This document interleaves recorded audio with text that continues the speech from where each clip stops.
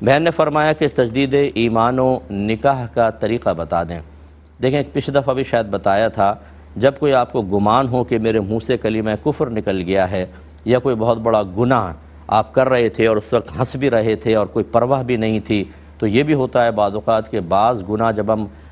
ہوتے گناہ کبیرہ ہیں، حرام قطعی ہیں اور حلال سمجھ کے کریں تو ایمان پر فرق آ سکتا ہے۔ تو اللہ تعالیٰ کی بارگاہ میں یوں کہیں کہ یا رب کریم، سابقہ زندگی میں اگر کوئی کلمہ کفر میری زبان سے جان بوجھ کر یا غلطی سے نکل گیا ہو یا کوئی ایسا گناہ ہو گیا ہو جس سے میرے ایمان میں خلل واقع ہو گیا ہو، تو میں صدق دل سے توبہ کرتا ہوں یا توبہ کرتی ہوں، تو میری توبہ کو قبول فرما لے، اور ارادہ کرتا ہوں کہ آئندہ احتیاط کروں گا اور احتیاطاً تجدید ایمان کرتا ہوں۔ اشہد ان لا الہ الا اللہ وحدہ لا شریک لہ واشہد ان محمدا عبدہ ورسولہ، بس اتنا پڑھ لیں، یہ تجدید نکاح ہو گیا،